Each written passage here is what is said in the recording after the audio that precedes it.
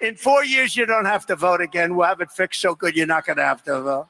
To save America, get your friends, get your family, get everyone you know, and vote.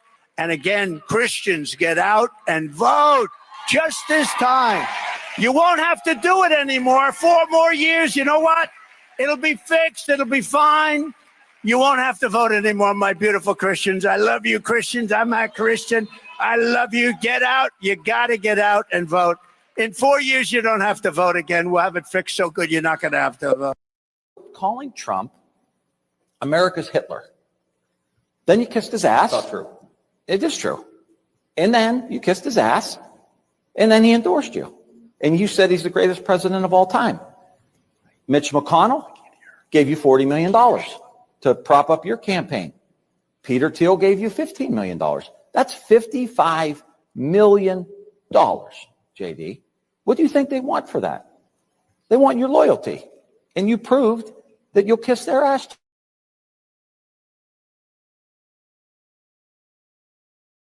Welcome to the National Newspaper Publishers Association's Let It Be Known. Tim Ryan and J.D. Vance. That's always going to be a classic. A classic. So what name do you believe comes after, or at least wishes to come after the following? Genghis Khan, Joseph Stalin, Adolf Hitler, Saddam Hussein, Idi Amin, Ivan the Terrible. Well, if you had any doubts that Donald Trump wants to be a dictator, well, he said the quiet part out loud over the weekend. You just heard the video, the tape. You will never have to vote again. Again, we encourage everyone to look at Project 2025, and even if you want to go for his so-called Agenda 47, it's all there, folks. It's all there. Dictator. And look, he has the Supreme Court in his pocket. This is what's different now. He has the Supreme Court in his pocket, unabashedly so. He has a lot of federal judges in his pocket, and we've seen that work out extremely well for him down in Florida with the documents case. And so believe it when somebody's telling you. Believe it when they're telling you. We're going to talk about that this morning. And we also talk about a family of a Black Army veteran who is suing after police killed him outside a 7-Eleven, even though he did absolutely nothing wrong. And also back to Donald Trump, his response to the murder of Sonya Massey and news of the Army veteran, the Black Army veteran, is this. He says he wants to give federal qualified immunity to all police officers so they can continue murdering innocent people. And we're going to talk about that this morning. Cardi B comes out hard at Candace Owens for her disgusting take on Sonya Massy. We'll talk about Cardi B this morning as well. And despite injury, Simone Biles returned to the Olympics and dominated Sunday's qualifying round. We will talk about that. Power 96 was at the Urban League. He goes to everything in New Orleans, everything Black in New Orleans. He is Black New Orleans. Well, he says that Mark Mariel's speech was great. The Urban League did not disappoint. So kudos there. A few items first. Vice President Kamala Harris's campaign has quite the momentum going for it currently, with all of the Zoom events and even by white women that has raised millions of dollars for her. But nothing signified a potential election day nightmare for Donald Trump than what happened in the ultra-conservative villages over the weekend. 2 weekends earlier, it was the Villages MAGA Club organizing a golf cart parade to show support for Trump following an alleged assassination attempt. But at this event, this past weekend, it was the Democrats' turn, with hundreds of golf carts decked out in flags and signs. Since the vice president's presidential campaign was just a week old, a lot of those were homemade. So they really got out for the vice president. Organizers said that Democrats in the villages are extremely excited about Vice President Harris's campaign. The villages event was just one of 33 that are planned around the state, marking 100 days until the election. Oh, wow, that has to be one of the most scary sights for the other side, right? I mean, this is down in deep, deep red, deep, deep DeSantis, deep, deep Trump County right here. And the villages, pretty pretty wealthy spot. And so to see these pictures and videos has to be mortifying over at next door to at Mar-a-Lago. So interesting stuff. What momentum? The question becomes, can she keep that momentum going? And right now, I mean, obviously, when you're in the midst of a hot streak, it's hard to see you going cold. But right now, it is hard to see that momentum dying, particularly with the convention coming up. She's going to be making her vice presidential selection within the next week. So that will give her more momentum. And favorability polls are showing that she is trouncing the former president in battleground states, including in Pennsylvania, where she has a 10% lead in favorability polling. So lots and lots of momentum. Um, Perhaps when folks look back at this particular summer, it won't be looking back, uh, seeing and saying, well, the Democrats really destroyed themselves with what they did to Joe Biden. Instead, they will be lauded as uh, heroes in a sense for turning to somebody who actually won, and that is the Vice President Kamala Harris. So we'll see. We'll see.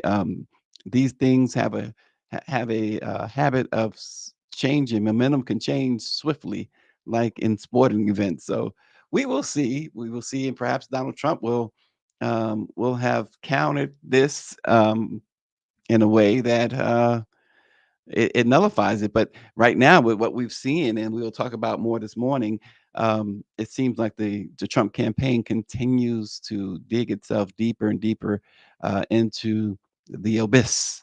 We'll see. Okay, and on a personal note, we have a new book alert for you guys. The Transatlantic Slave Trade, Overcoming the 500-Year Legacy, is a contemporary testament, history, and documentation to empower remembrance, education, reckoning, reparations, and reconciliation. History reveals that whenever the denial of the oneness of all humanity is permitted, people sink into vicious, violent, and virulent acts of deprivation and dehumanization. With all of that said, so a couple of years ago, I wrote a series about the transatlantic slave trade. This is dating back to 2019, I believe.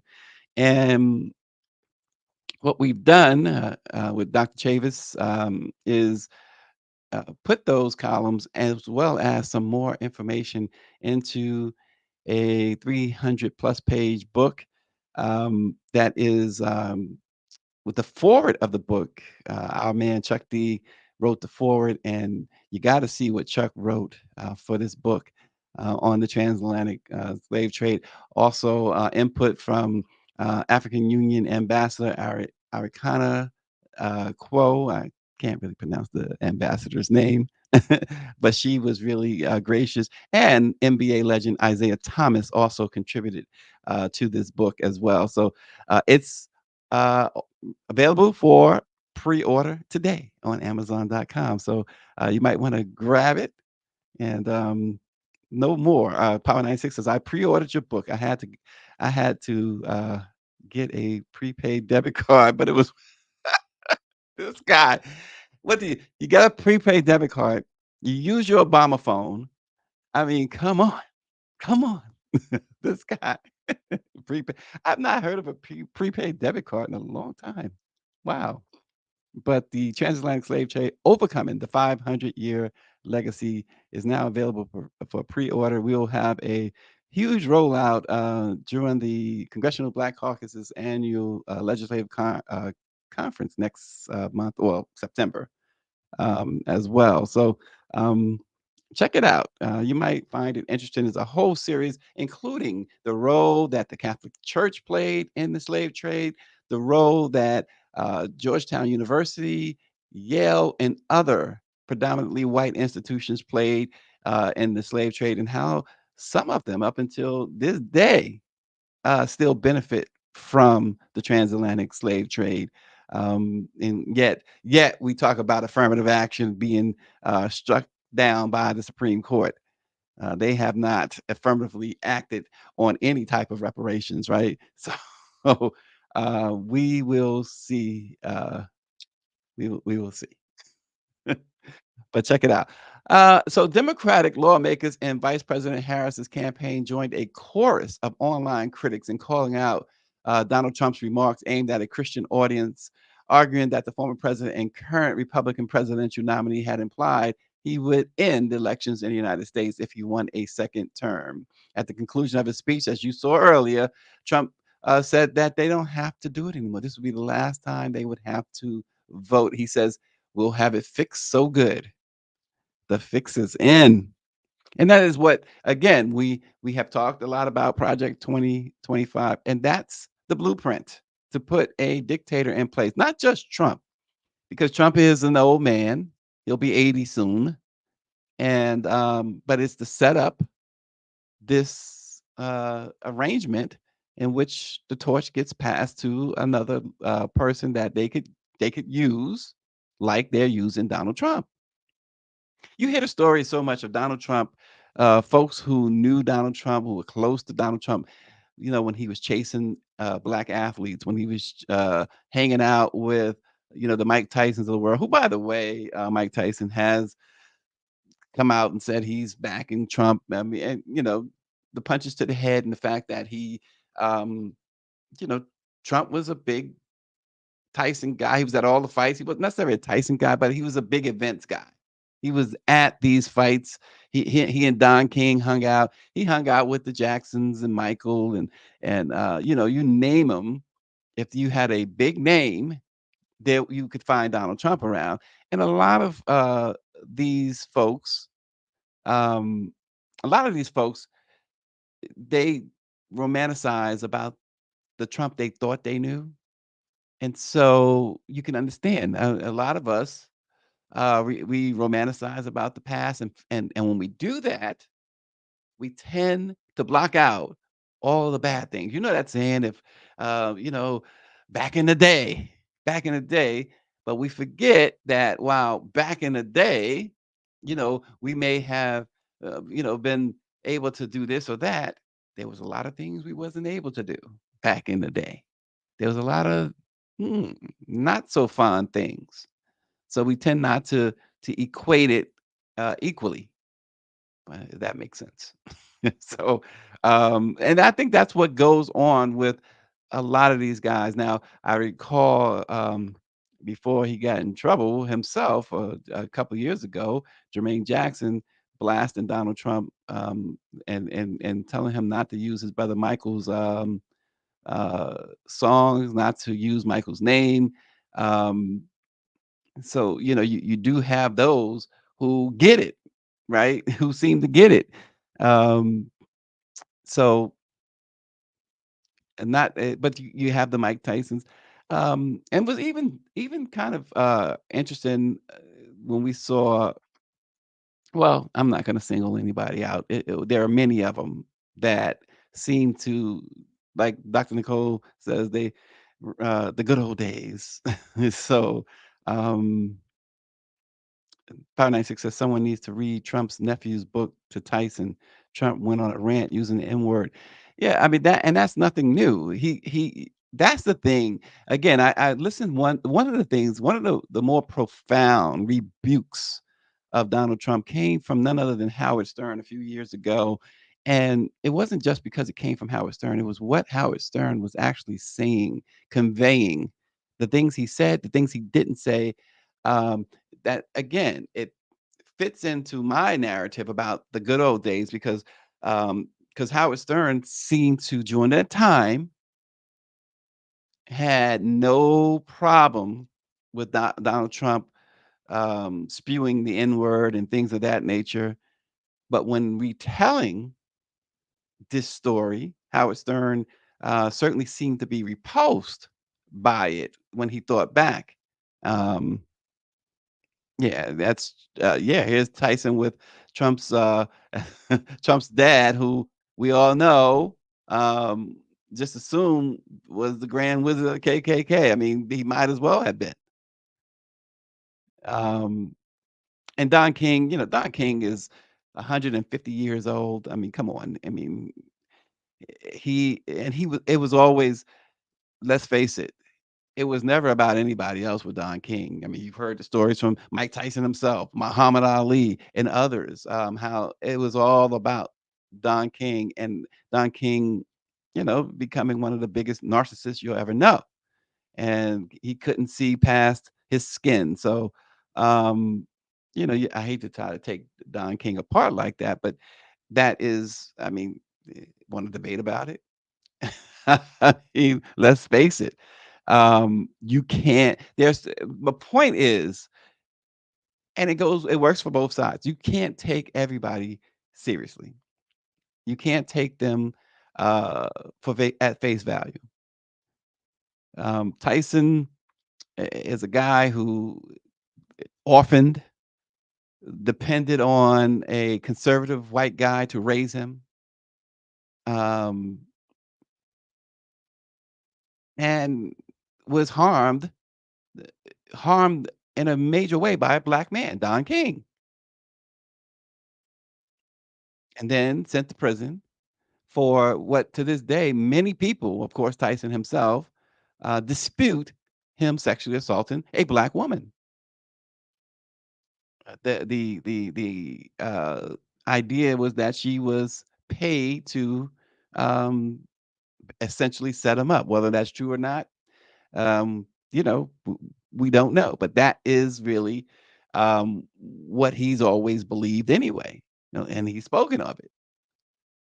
So his upbringing, his mind made by being thoroughly, thoroughly influenced by who was raising him, being an orphan, and being taken advantage of by everybody. And believe me, it wasn't just black folks who took advantage of Mike Tyson, but those are the ones who probably stand out the most. Robin Givens, her mother, they really messed this kid up. I like Mike Tyson. I like him now, as a pretty much a comedian, because that's what I view him as, a comedian.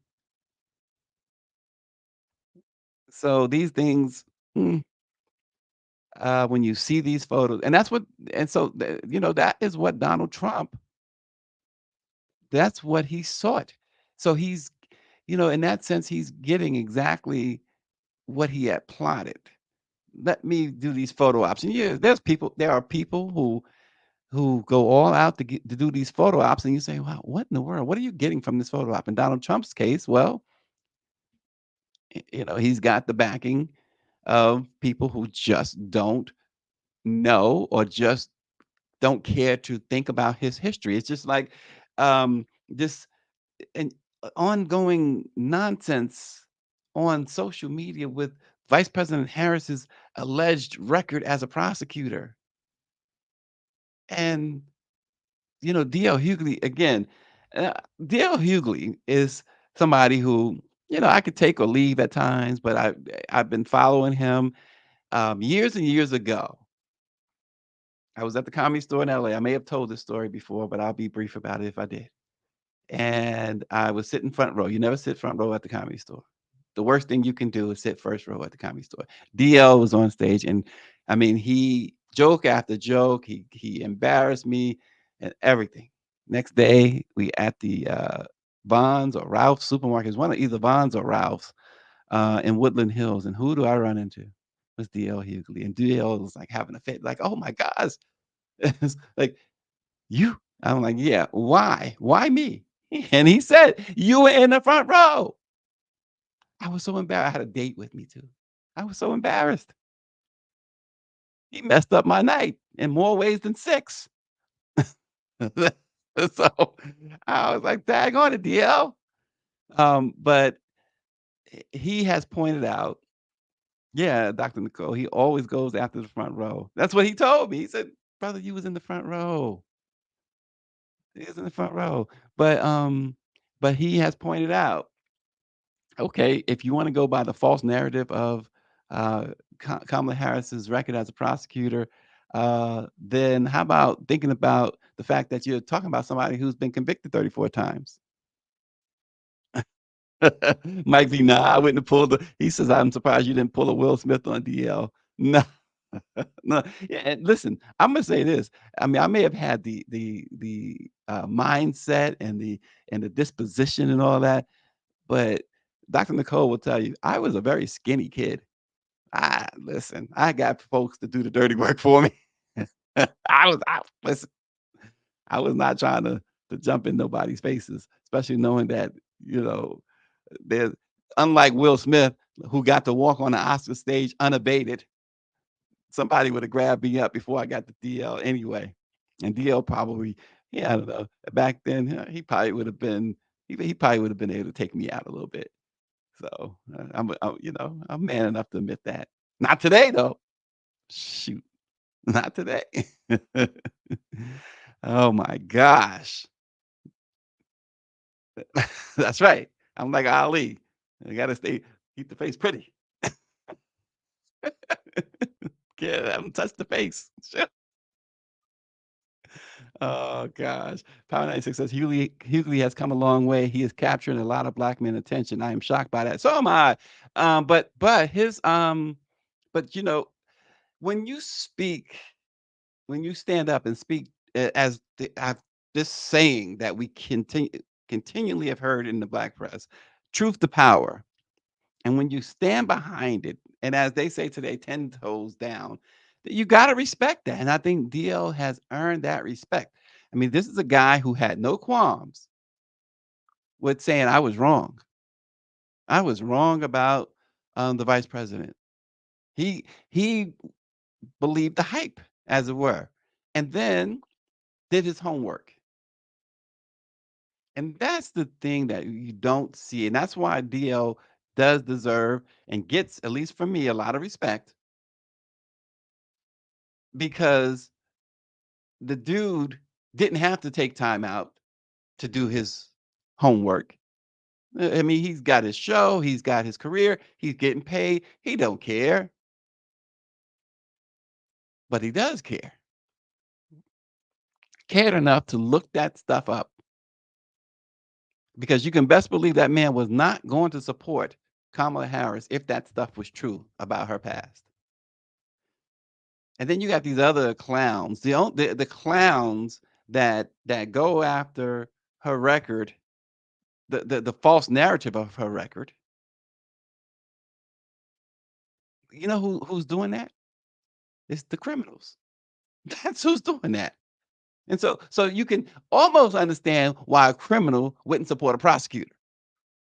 And that's what you're seeing. That's what so these whatever the number might be, 15% of these black men, of those 15%, I guarantee you 99.5% of those 15% are criminals or felons or ex-cons, as they say. Guarantee you. Do your homework on that. Guarantee you.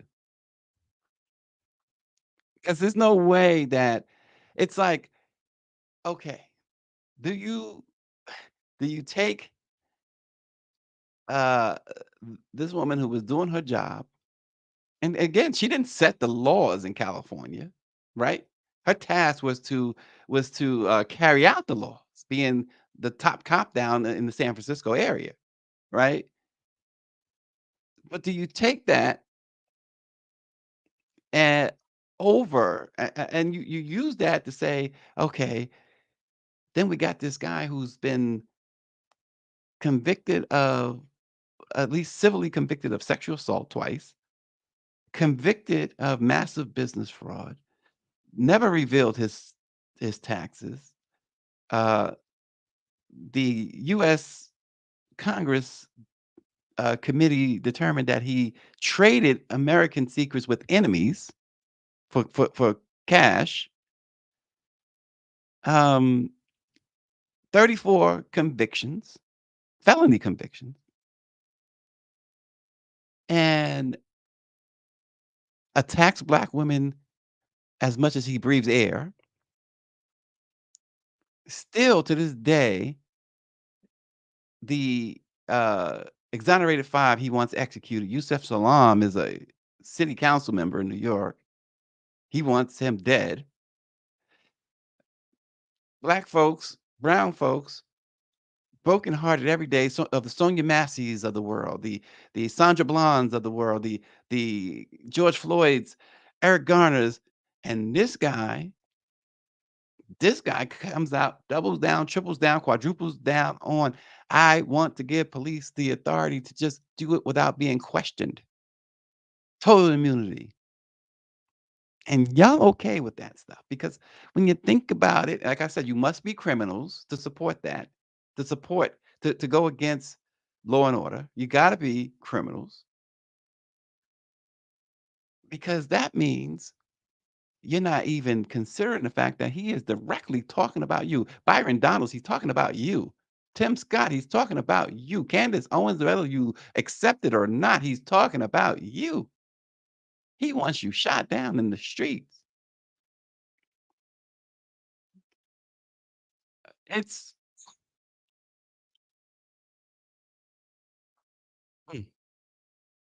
Cornelius Jones says DL Hughley don't and not connected to the poor and working people's. He's grassroots FBA people.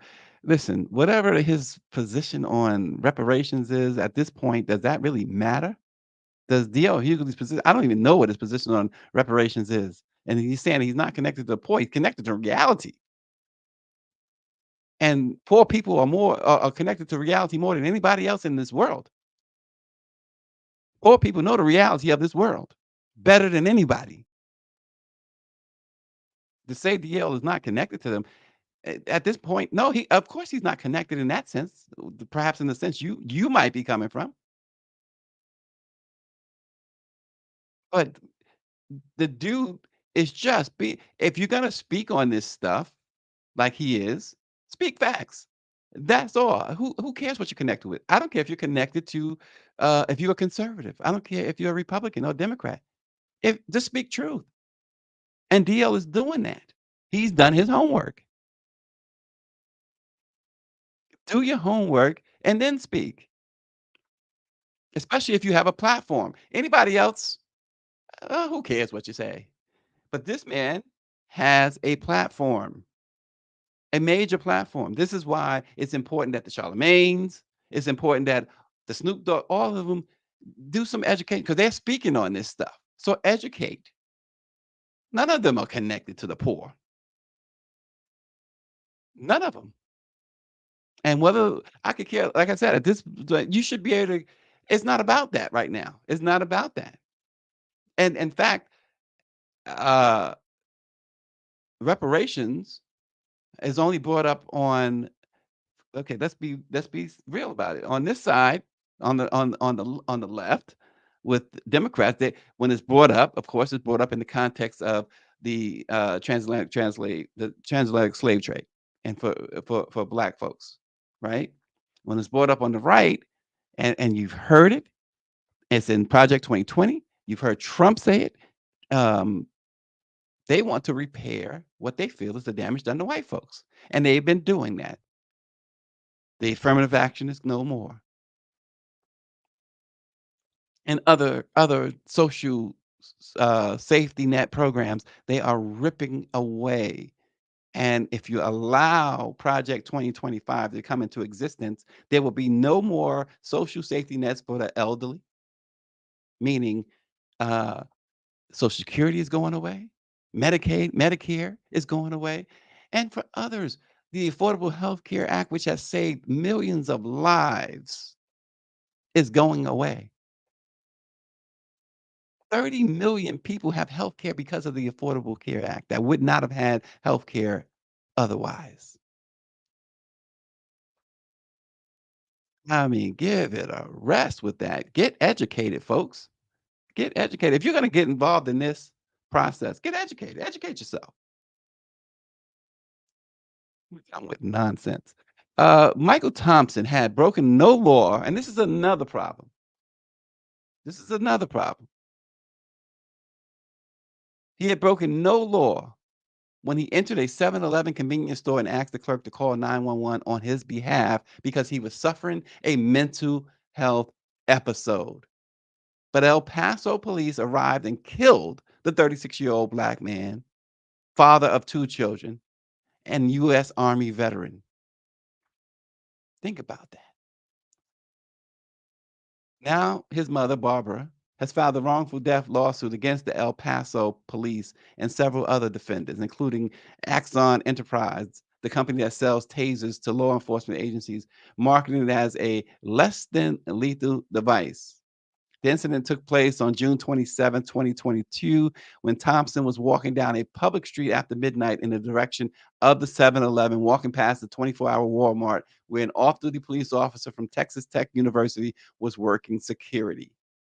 Although Thompson was not breaking any law, Texas, Texas Tech police officer Jesus Cabos decided to stalk him, making Thompson even more paranoid.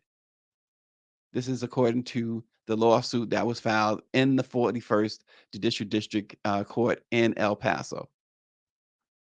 On the night of his death, Thompson entered the 7-Eleven and asked the clerk to call 911. The clerk noticed that he was experiencing visual and auditory hallucinations. The clerk did make that call at about 12:50 a.m. and described it as a welfare check. El Paso police officer Dominic Guerrero was the first to arrive on the scene rather than medical personnel. And then it just descended from there. And this man was placed in the back of the patrol car and tased to death. Tased and choked and beaten. This from somebody experiencing a mental health crisis. Somebody who asks for help, literally asks for help. Just like Sonya Massy called the cops because there was an intruder.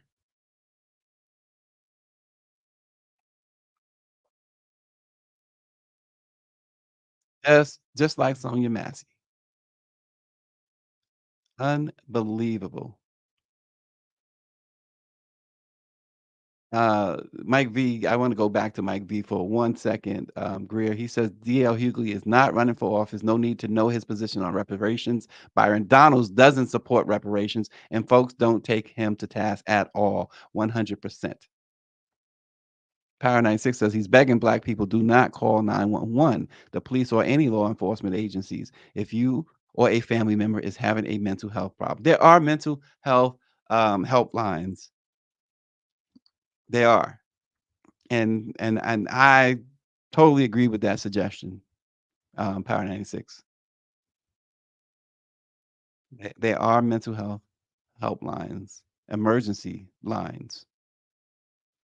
But this and so folks want to argue about what becomes trivial stuff and try and justify their ignorance. How do you support that? How do you support officers doing this? This guy, again, the biggest thing you serve your country. He did. 2 kids, young, no, no respect, no care, and so you want to argue about other stuff, about whether DL Hughley supports reparations or not?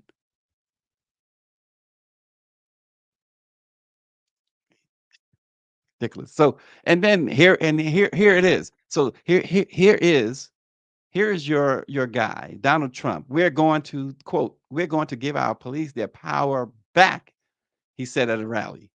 And we're going to give them immunity from prosecution. So how about that? Sonya Massey is dead. This veteran, 34 years old, two small kids, he's dead. And you want to support this immunity? They should get immunity. They should get immunity. As much of a hell that black folks and brown folks have had with the legal system. Y'all want to say that it's okay for these officers to just kill at will, without cause, without provocation, and get immunity. This is what you want to support.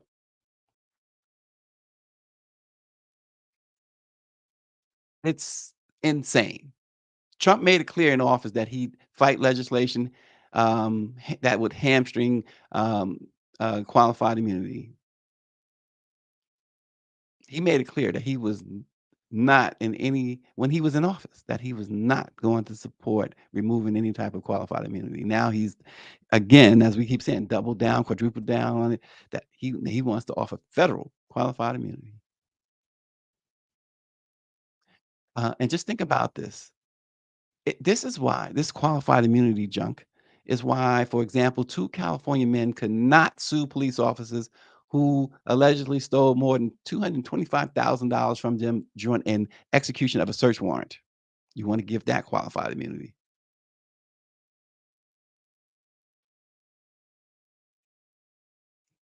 It's really, really sad when folks get involved in a process that y'all claim is going to be life changing.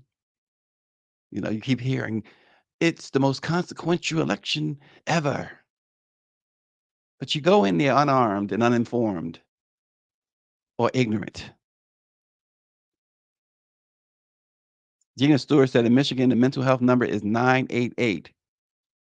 So if you're in Michigan, remember that 988 and look it up because there are at just about every state, I believe every state has one, and most municipalities. So locally, there are mental health helplines. Mike V says we need a federally funded mental health response task force. Hopefully, Vice President Harris can make this happen. He says. And speaking of ignorance, every single day, Candace Owens makes it a point to disrespect Black people to satisfy her following. And she managed to reach yet another new low. She defended the police officer who fatally shot Sonya Massey, and Cardi B was not having it. On the latest episode of her show, Candace Owens said that the now jailed former sheriff's deputy Sean Grayson shooting Massey to death in her home was simply a mistake. She says police officers are human beings. There are mistakes that happen. The idea that now you're going to use this situation to then try to make Black Americans believe that this happened simply because she was Black is pointedly ridiculous. So she wants to be able to comment on everything. She never stops. And it's you gotta wonder when and again, we were talking about mental health a minute ago, but you gotta wonder what is for people like that. She was not asked to comment. She was not invited to weigh in, but yet, this young lady had to jump in and felt the need to do the bidding of white supremacists. Unless, and I say she wasn't asked or whatever. Perhaps she was. Perhaps the latest check written to her was for that.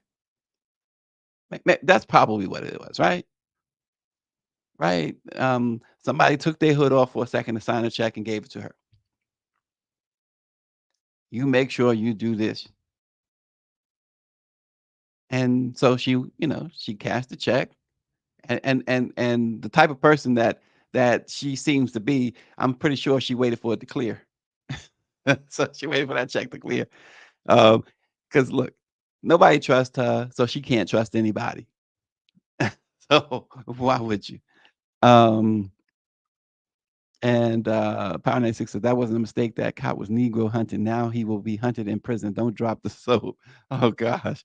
But anyway, Cardi B took the spaces on X to address Candace Owens, and she did so in a way that you might not have expected. She did it in a very, very she didn't curse her. She didn't call out her name, but she just took her down in a very responsible way. And this is what Cardi says. She says she called the remarks disturbing. She says, for you to sit here and say that, oh, not everything is racial. I know that that is sad, but this is not something racial.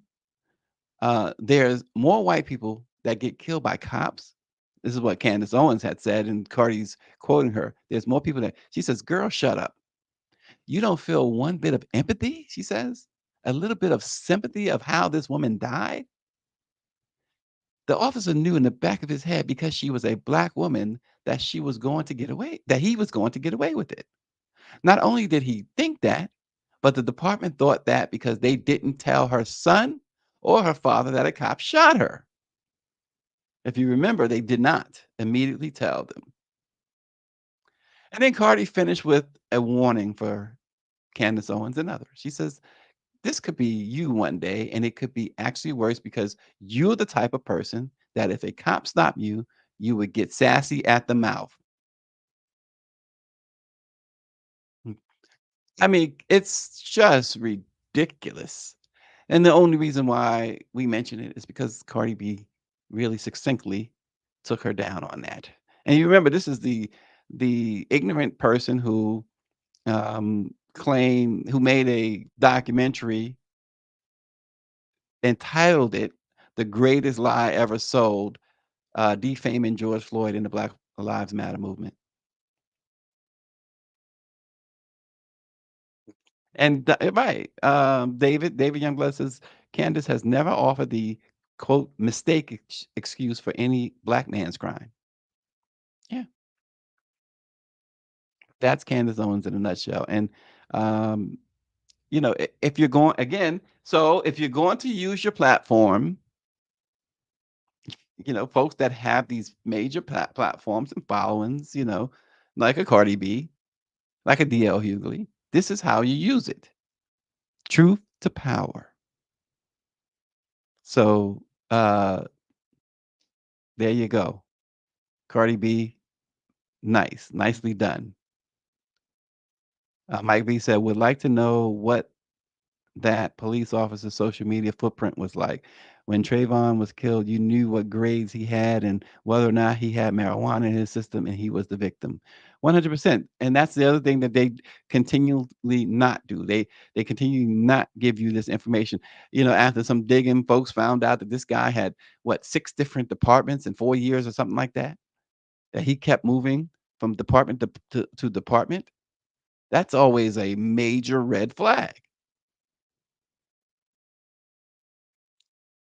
Well, on a much lighter and fun note, Simone Biles made her anticipated return to the Summer Olympics yesterday. She dominated a gymnastics qualifying session that ended with Team USA in the lead.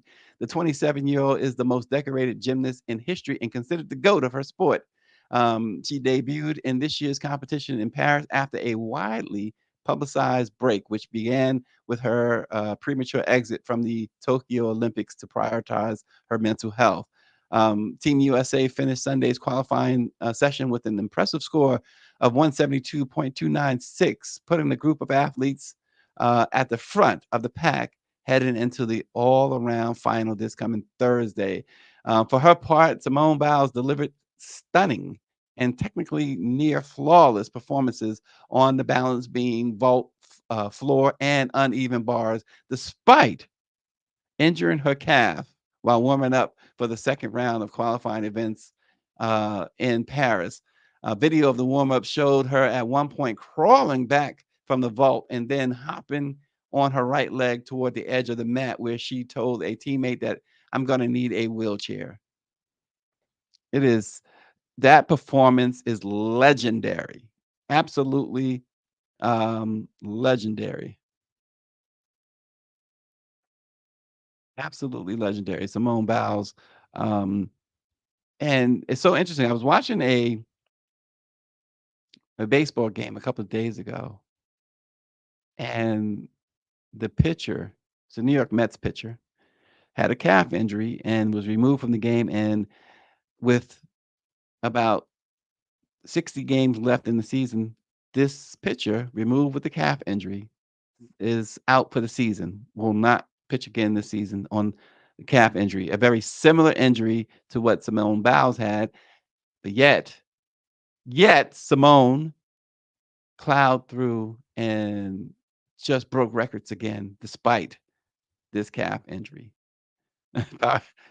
Power 96 says Simone had me up at 5:45 a.m. watching her routine. She can twist and turn like no other. Oh boy, oh boy. And yes, Killer Mike and Candace Owens are real close. He says, let that sit in. Let that sit in. Yeah, exactly. But congratulations to Simone Biles on just a legendary performance. People often talk about the flu game with Michael Jordan, um, but this, I tell you, a calf injury that, uh, like I said, another world class athlete, a pitcher for the New York Mets, had a calf injury just the other day, and they have listed him out for the season. That he will not recover in time. Yet she gets a calf injury, gets in the wheelchair, and says, "You know what? Forget about it. I'm going to do this." And boy, did she ever do it!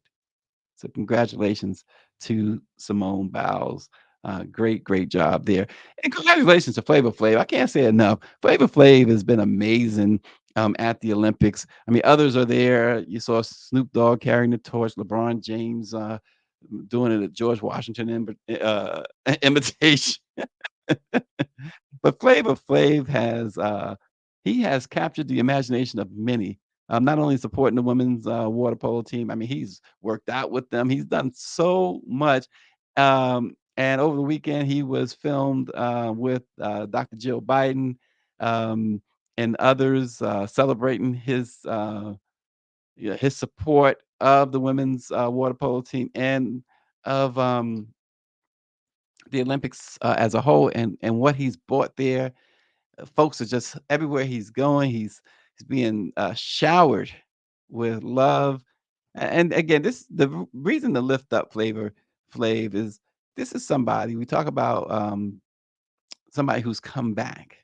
This is a guy, substance abuse problems, um, uh, other problems that he had, run-ins with law enforcement, and now sober, fully recovered from all of those different problems that plagued him in the past, even a brief spat or what appeared to be a spat with Chuck D. And now in fact, they're getting ready to go on tour.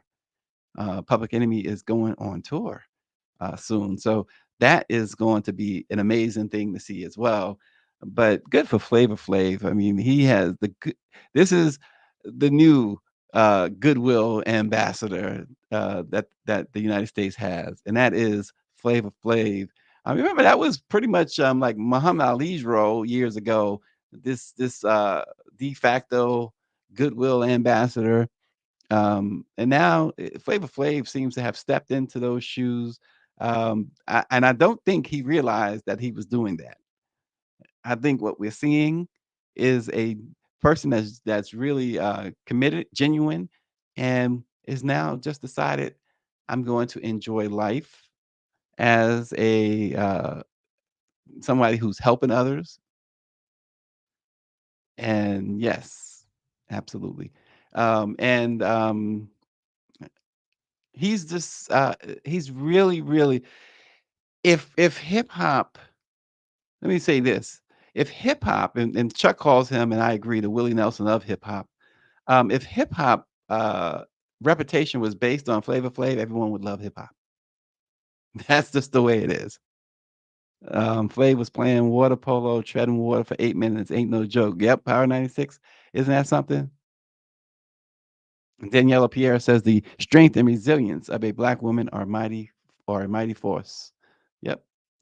But again, uh-oh, the Mr. Durrett is chiming in about some backstage passes to the Public Enemy. Listen, that's for me and Greer. Y'all can sit out in the audience. Me and Greer is backstage, not y'all. Don't be trying to infiltrate our party here. Oh man, let me see. So the type of bottle I need for backstage passes, Durrett. Just saying.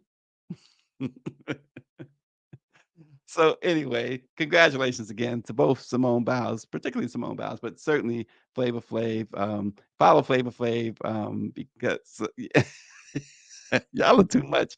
Danielle Pierre says, "Yeah, boy." Mike says, "Flavor's clock never has the right time." Somebody gifted him. some, that's hilarious, Mike. Mike V he's coming from the top rope. Somebody gifted him another clock, so he says he's wearing two clocks now for the rest of the Olympics. The next Olympics in the USA must have Carlos Smith and a descendant from Peter Morgan to carry the Olympic torch into the stadium. Yeah, you wonder why that hasn't been done, right? Um, yeah, that should have been done a long time ago, but I know where you're coming from on that. But okay, we have to agree. We have to tell Flavor that his Mike V does not uh, really appreciate the fact that he doesn't have the right time on his clock. So we're gonna have to let him know. Let's make a point of letting him know that Mike V does not approve. So too much. Listen, subscribe to our YouTube page and watch from our YouTube page, the Let It Be Known Dash News site. We really would appreciate that. I think what we need to do, I'm gonna say this out loud, and Greg's gonna say, "Why did you say that?" You know how Roland Martin has, as his scroll goes, and he also has his Cash App. You can contribute. Yeah, maybe we ought to do that. Y'all got to contribute. Y'all don't have to, but I'm sure you want to. So let it be known. We'll be back tomorrow. Thanks for watching.